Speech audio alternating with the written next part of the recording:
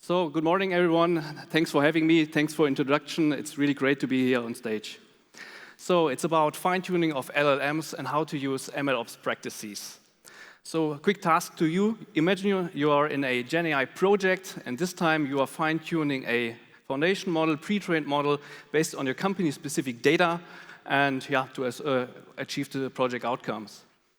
In the beginning, everything is super easy. You move quickly, you do things manually, semi-manually, right? You're creating your fine-tuning data manually, using maybe the nice, fancy UI of your cloud provider of choice. Everything is easy and quick. But at some point, things keep changing. Input data keeps changing. Requirements keep changing. And the changes come quicker and quicker. And all of a sudden, you find yourself right in the chaos, barely able to manage the complexity. And latest by then, you ask yourself the question, how should a scaling engineering process for fine-tuning actually look like? And exactly some ideas and answers to this I will be sharing with you in the next roughly 20 minutes. With that, let's have a brief look on the agenda. First, we will speak about why do we need DataOps and MLOps practices in the context of fine-tuning of LLMs. And then we will be going into the main part of the presentation, thinking about how could a scaling engineering and development process based on these practices look like. But first, let's go 2 steps back, ensure that everyone here has the same understanding what I mean with fine-tuning. When we customize an LLM, typically we have three approaches which we at some point might combine. There's prompt engineering, there's RAG, and there's fine-tuning. And with the latter, we refer to training a pre-trained model based on our own company-specific data to adjust its internal weights and biases and adapt its form, as we say, its output language, tone, style, and syntax to our company-specific or use case-specific needs. And exactly about this fine-tuning we'll be speaking in this presentation. But for this, once again, a question to you, why would we need DataOps and MLOps practices for this fine-tuning task? Let's start with an example. Imagine you're an e-commerce company, you're selling your goods in various countries across Europe, in Portugal or in Germany from where I am, and you create localized content for which GenAI and LLM is a great use case. You're generating product descriptions and you're generating these in various languages because the people here in Portugal want to have the local language, the same in Germany or other countries. And use LLMs to conduct this. What do you need if you want to fine-tune an pre-trained model for this use case? You need to manage input data, examples, corporate style guides, translation rules, whatever you have as an input to the large language model to conduct the localization task. Then you put it into the training, and eventually you get a result, a fine-tuned model. And obviously, along this process, as always in IT, a lot of challenges wait for us. Summarizing the 3 key areas where we see challenges. First of all, managing the input data that we use for fine-tuning, so data quality and data management challenges. How to ensure that we have the high-quality data that we need. Then, speed issues in development. At first, in the POC or MVP or whatever your company calls it, everything is super easy and quick, but at some point you get slow, and you might get slow because changing requirements, increasing complexity, and you want to keep your pace throughout the entire project. And part of this is also the question, are you able to reliably deploy your fine-tuned model, your customized model into production so that at the end also the business stakeholders get value out of it? And the question is, how can we tackle those areas of challenges with MLOps and MLOps practices? So then, let's use what was established in software engineering for years, and MLOps is nothing else than or based on the DevOps practices that we know, and let's design an engineering process which is highly built on iteration. Don't boil the ocean, fine-tuning. Start quickly, set up a process that allows you to iterate quickly implementing changes, evaluating, and iterating to the next step. Do ensure that automation is applied throughout the entire phases ensure that everything is as much as repeatable as possibly. And also, let's take it as a mantra to quickly fail in case there are errors, detecting them early in the development. And now, let's take these principles and think about how can we use them for the engineering process in fine-tuning. But first of all, we need to have a mental model for how the development process could actually look like. In the remainder of the presentation, I'm using this process that we are seeing here. It's a circle process. We start with data, getting a data understanding, preparing data, training the pre-trained model, evaluating it, deploying it to some environment, and closing the loop then again to go into the next circle or next iteration. And let's go, in the remainder of the presentation, let's look into each of those phases and think about what are the challenges that could wait for us and how could we use those guiding engineering practices from the DevOps, from the software development space to solve those challenges and ensure that we have a quick and efficient development process. With that let's dive into the first phase of the process, which is getting a data understanding, which is one of the most interesting phases, I think. When you think about you are training or customizing a pre-trained model to your own company's needs, you first of all need to find and identify the input data sets for this case. Because pre-trained models, foundation models, they don't know about your company's data. They don't know about your company's requirements to output form, to syntax. So you need to pass this into the training process, into the model. And for this, it's very crucial that you first of all identify in your organization the appropriate data sets.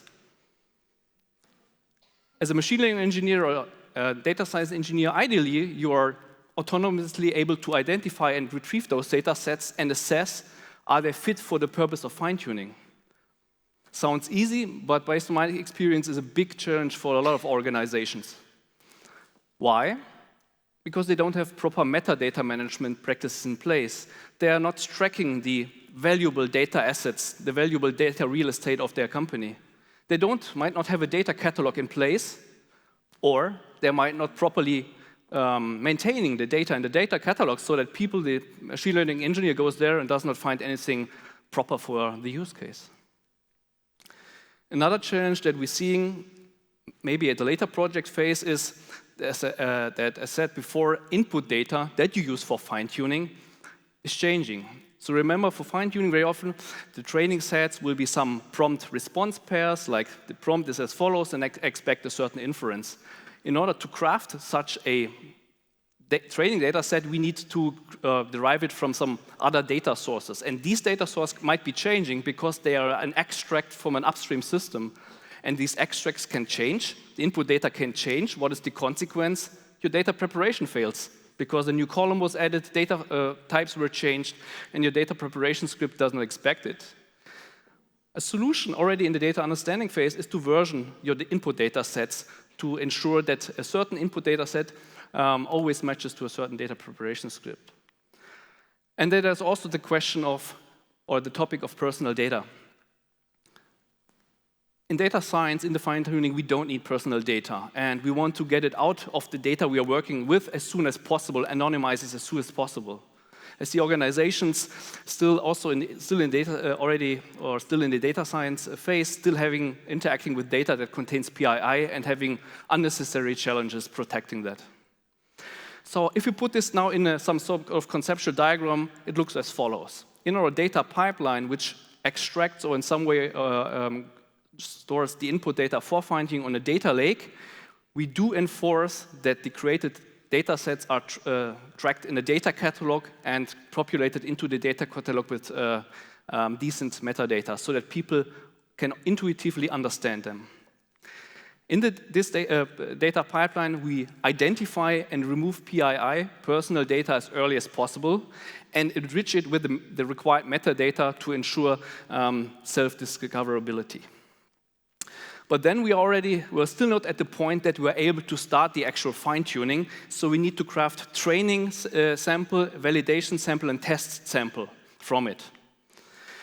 What do we speak about? I mean, usually we have prompt response pairs that we pass into the pre-trained model, which might contain syntax specificities based on the foundation model generation or foundation model type we are using, and we need to craft this from our raw input data sources. What are the challenges here in this phase from an engineering perspective? Quite obvious, in practice quite hard, reproducibility of training data. I've been lately doing a project where we fine-tuned a foundation model based on some input data, which was never meant to be used for machine learning. It was some input data sets, style guides that were designed for business users. And crafting the training sample from it was quite a challenge. And without automation and a version preparation script, we would have failed for sure mid of the project. Another thing is that we want to watch out for is that, in particular on the managed cloud providers, fine-tuning has some syntax and limit requirements to the input sample which must be obeyed, and which you don't obey them, like you have too long input data or too long input data set or training data set, your fine-tuning process will fail, but it might not fail immediately, but it fail maybe half an hour after you started your training job. And this is bad. Imagine it's like you're about to close your day. The last thing you want to do is start off another fine-tuning process, hoping that next morning the fine-tuned model is there, but it already failed like half an hour after you left your company office. Waste of time. You could have avoided it, checking the input data set right before leaving the office prior to even starting the fine-tuning based on some data unit test. With that, let's extend our architecture. We have a data lake, again, collecting or pointing to the input data sets in the catalog. We have our source code repository where we have all our preparation scripts, training scripts, test scripts. And then we move into the data preparation phase where we craft those training and validation samples from the input data. And we, as we see at the bottom, also have this, I call it here, conformity check of the input data in terms of syntax, length, and so forth. With that, we are now able to start the actual training. Besides reproducibility of the training job, which we solve with automation and CI/CD, so we don't do it manually, of course, there's another topic that is quite important, and this is the topic of traceability or lineage, if you want. If you think about it, a fine-tuned model has at least the following input parameters: model version, version of input data set, version of training scripts, data preparation scripts. On all of them, let's say, create a certain fine-tuned model. If you iterate this and you have multiple versions of your fine-tuned model, you always need to understand based on what, let's say, ingredients was this fine-tuned model to be created, so that you can make decisions for the next iteration. If the fine-tuned model's, let's say, results or performance was getting worse, you might want to understand what has changed. And for this, you need to understand what were the ingredients or inputs to the model. And for this, you need to have traceability. And it's good or wise to choose a cloud or service or build it yourself, a platform which allows you for exactly this lineage or traceability. And then there's the topic of cost. Fine-tuning creates cost. And in GenAI POCs, in the beginning, no one cares. It's just important to get some results. You want to move quickly. Business want to have some output or be able to say, I've done some GenAI use case, in ignoring cost. But you might want to, as a proper engineer, install mechanisms in your training to check for cost.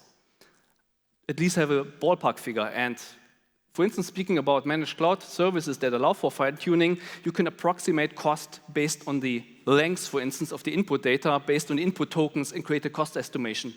It might become quite handy to have this in your pipeline, just to give an overview about the cost. Now enhancing our process, we're adding the training phase with the fine-tuning job, which is launched by Infrastructure as Code, and have here also the cost estimation if you want, just for some visibility reason. And then you move over to evaluation phase, very crucial phase. The fine-tuned model, we want to check its inference. We want to check how does it work as a solitary system, and how well does it work with the application context in which we will be using it. Again, all testing needs to be reproducible. We might want or we need to have test automation in place to ensure quick iteration throughout the entire project we are doing. But then, for me, as originally a software engineer, it's very important that we tackle the problem of detached development flows. What do I mean with that? Typically, data scientists, machine learning engineers somewhat or might work in its island, working on its own, creating fine-tuning models on and testing models on its own. But if we are, as a matter of fact, a machine learning model will never be used in isolation. It will be used in application context, and it needs to match to the applications surrounding it. As a consequence, we also need to test it together with the application surrounding it. What does it mean? If we now add the testing phase, we want to ensure in the evaluation of our model, we do test the model in isolation, understand training loss, understand do we have the right number of epochs or not. But we also want to test how well does it work together with the actual application.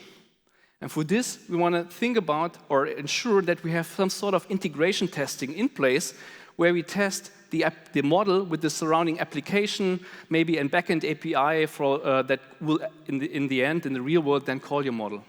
And ensure that it also works together with your application. Because having a great fine-tuned model, but the application sending unexpected prompts won't help anybody in the end. Next one. We have agreed that the model is correct, it's great, fit for the purpose, and that's now deployed to our environment, target environment. Again, we want to automate everything or as much as possible, but we also want to have an environment concept in place which matches to the testing and release strategy of our company. What do I mean with that? Like, for sure, it's clear we'll have some sort of production environment. It's clear that the engineer will work on some local or let's say less dev environment specific to him or her. But then we might want to have some acceptance testing or integration environments in between based on the release strategy of our company or our project department, because it's clear that at some point in our POC, we will need to deal with multiple iterations of our fine-tuned model together, like one version that is already in production. If your company hopefully reached that point, you have a new model in development, and you might another model or fine-tuned model iteration which is still in the process of being accepted or not accepted. And you need to have an infrastructure and environment concept in place which ensures that you can properly manage and test all those three iterations or all of the iterations that you have at the same time. And then there's the topic of changing prompts, which is somewhat my last bigger thought here in this presentation. So as said before, for fine-tuning, what we do is we have, or the fine-tuning training data set is usually a prompt response pair. Like, assuming the model would get a prompt of a certain structure and content, I expect the model to give the certain output. I have like hundreds or thousands of samples exactly in this style. But what if, for some reason, the actual application does not send the prompts that I'm expecting? The whole fine-tuning would be, let's say, somewhat obsolete, right? Because I've optimized against assumption A, whereas in real world, this assumption B is there, or my development assumptions don't hold true. And I want to protect against this. How can I do this? So if we look at the model again and the application which interacts with the model, so the application sends a prompt to the model, gets some inference back. What we want to do is to capture this pair, have a mechanism in place which captures this and feeds it back into the fine-tuning process, back to the machine learning engineers and data scientists to understand and analyze whether the prompts that you were expecting are also really found in production, or whether user behavior changes and hence a new generation of the fine-tuned model needs to be created that can account for that. How to solve that? So we want to capture those prompts through a data pipeline, write them back to our data storage, to a data lake, whatever we have, remove PII, personal data, if it might be in there, add metadata, make it available to the engineer so that he can or she can generate the next iteration of fine-tuning data set and the next fine-tuned model generation. With that, wrapping it up, I want us in fine-tuning to never forget what we always done in software engineering, which is to automate things in data preparation, in training, in validation, and also deployment to the target environment. I want to properly manage the input data with proper data governance and metadata management practices, allowing for autonomous discovery of the data sets that we use for fine-tuning. And I would like us to test our fine-tuned model, not just in isolation, but always with the surrounding application, with an integration testing suite, or with an end-to-end test in the target application. With that, thanks for your attention. I hope you enjoyed the talk.